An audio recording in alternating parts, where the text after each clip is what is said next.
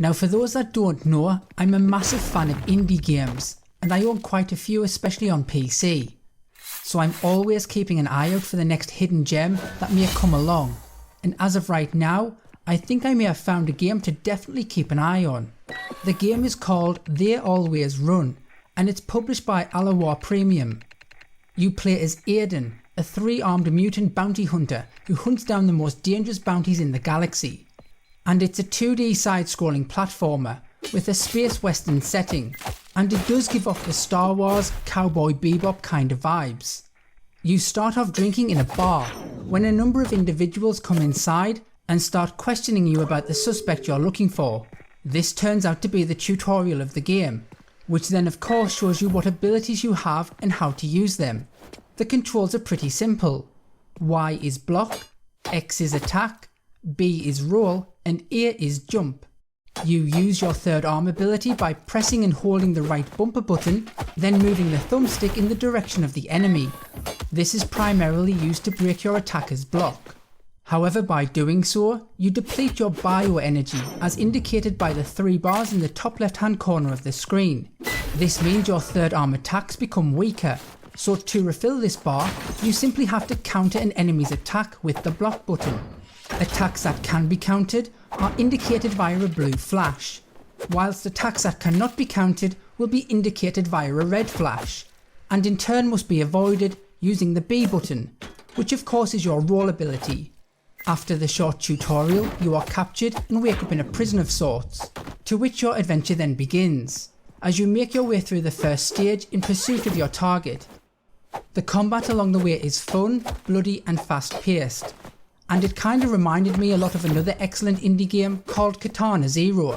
If you've never played it, then I'll leave a link above and in the description box below for you to check out my review if interested, as it's a game I highly recommend. Blocking, dodging, throwing objects and attacking with your trusted swords at the right time are all important abilities to master in this game, as if you make too many errors, you're dead. Your health bar is indicated in the bottom left hand side of the screen, and it only takes a few hits to kill you, so messing up too much will punish you. However, health packs do drop along the way to help you out. It does seem that new weapons and upgrades will be available in the game, as there is a vendor who sells these goods at the end of the mission, so it looks like you may have a lot of different ways to play the game. Now there were only a couple of issues that I found irritating along the way, the major one being the use of the third arm ability during combat. Now when an enemy blocks you, you can use your third arm ability to basically break the block, leaving the enemy vulnerable to attack. However, this was somewhat cumbersome when using a joypad, as you have to press and hold the right bumper button on the controller, then move the thumbstick in the direction of the enemy, and to me this just did not feel right. However, it did not matter too much when there were only 1 or 2 enemies on the screen at the same time, as you could pull this move off well enough. But when multiple enemies started to show up, and the pace and precision of the combat intensified, then it became much more problematic, and you would more often than not just end up getting hit. Eventually it got to the point when I just stopped using this ability completely, and when I was blocked by an enemy, I would simply roll away and attack the enemy from behind, or attack another enemy instead. This was just so much easier and more effective to do. The other issue I had is really just a minor gripe, and it's more of a player issue if I'm honest, and that would be the scanner function.